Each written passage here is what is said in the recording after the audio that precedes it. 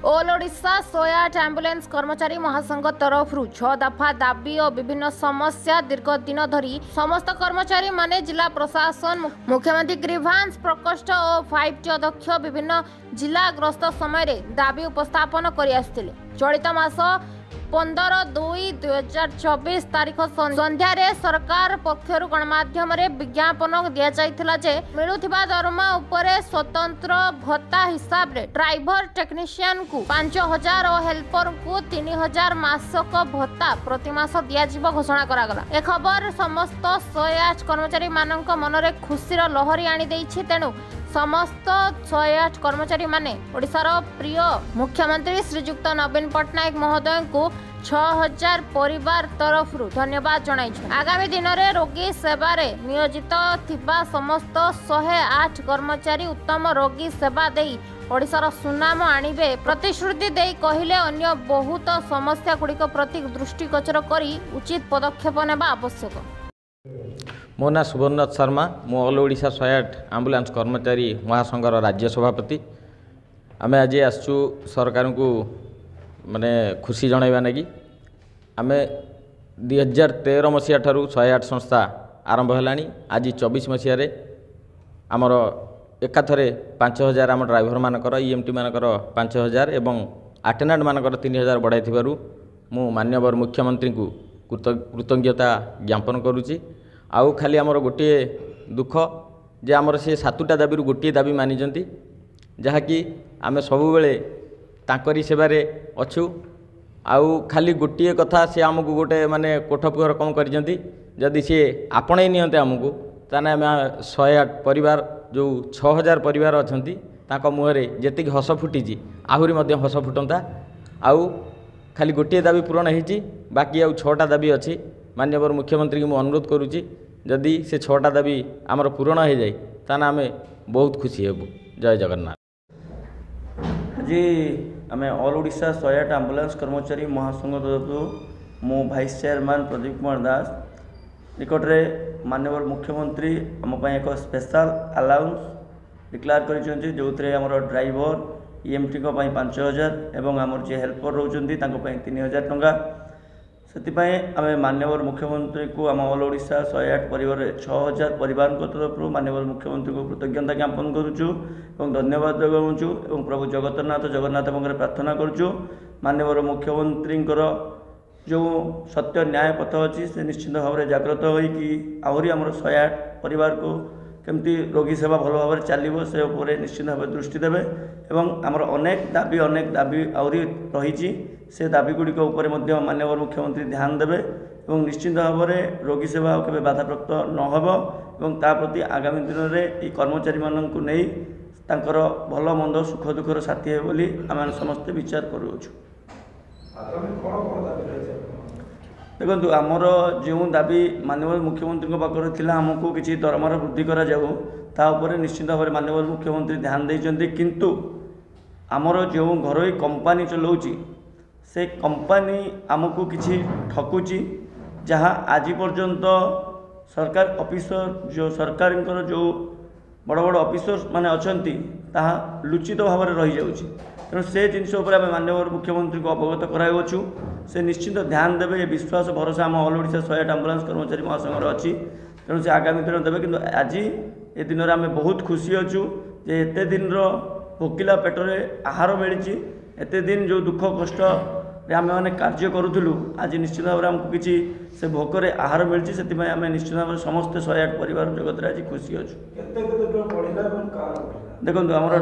आमर ड्राइवर जे अच्छा 5,000 टंका लेखा स्पेशल अलाउंस करागला। जो मैंने EMT टेक्नीशियन अच्छा 5,000 टंका अनाउंस दिगला और जो मैंने हेल्पर अच्छा 3,000 टंका लेखा अनाउंस दिगला। Ramchandra Acharya all Odisha 108 ambulance union secretary. देखो आमर दाबी तो बहुत थिला जोटा कि मेन मुख्य दाबी जोटा दरमा वृद्धि होना 10 वर्ष है वार्षिक इनक्रिमेंट होना जी गोटे मरीगले कौन इन्शुरांस ना गाड़ी की वाशिंग प्रॉपर सैनिटाइजिंग होनी से गाड़ी रे बारंबार से रोगी की बुहाई कि कौन धुआ होना सफा सुतरा होना रोगर संक्रमण होची ताकू ए सब व्यवस्था को लेकिन कौन सी जगार गोटे रूम दि जाऊँगी सेठी शौचालय नहीं रही रूम नहीं ड्यूटी आवर रे कौन सी रेस्ट नहीं अहरह 12 घंटा जोटा श्रम नियम उल्लंघन करुँच ये सब समस्या को लेकिन आम दाबी देइथिलु ता भितर मुख्य दाबी थिला जोठी आमर पेट पोड़ी जाए आटलिस्ट खाइबाटा न पाइले जड़े कौन सी ड्यूटी करि पारे नाही कौन सी सेक्टर रे आमे खाई भी पारु नथिलु इवन सरकार आमर गोटे दाबी स्पेशल अनाउंस 5000 टंका जो ईएमटी आउ ड्राइवर मानक पई करिसंती एवं अटेंडेंट मानक पई 3000 करिसंती सेथिपई सरकार को धन्यवाद दउचु एवं आगामी दिन मानकरे आमे केमती रोगी सेवा आहुरी उन्नत धर करिवु आमे चेष्टा करिवु एवं सरकारंकर मध्य उत्तरदायी सेमाने मध्य आमकु निजर आपणै नै केमिति आमर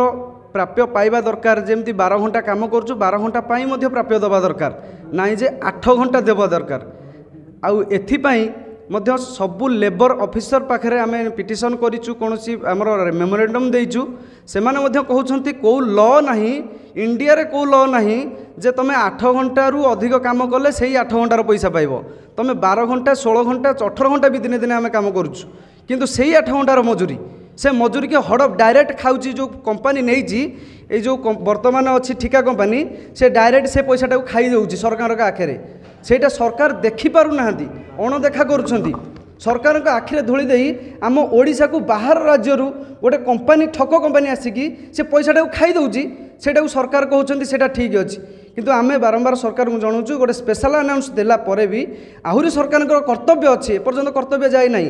ये जो रोगी सेवा दौचु ये जो परिवार आम दुखी परिवार माने आम परिवार को ठीक भाव में भरण पोषण करने दायित्व सरकार आगामी दिन आंदोलन भी सफल होती 8 दफा दाबी नहीं बस बर्तमान गोटे दाबी पूरण आमर 6 दफा दाबी थिला 18टा समस्या थिला 6 दफा दाबी आमर मुख्य दाबी थिला दरमा वृद्धि आ पर मध्य जो समस्या गुड़िक अच्छी से समस्या गुड़िक समाधान एपर्यंत है नाही आ जो समस्या भी या गोटे थरके आमे मध्य चाहूँ केमिति यथाशीघ्र गोटे सरकार कमिटी पक्षर किंबा आमर हाईकमांड कमिटी पक्षर आम कमिटी को राज्यर संघ कमिटी को डाकी बसी यार केमिति समाधान हो पार तार मध्य दृष्टिगोचर करने निहाती दरकार सरकार मु Shobhendra Samal all Odisha 108 ambulance union state chairman और एडवाइजर आमे आमे अतीत सरकार निकट में आम यूनियन 108 यूनियन किछि दाबी उपस्थापना करितिलु या भितर सरकार आमर दाबी जे कि मुख्य दाबी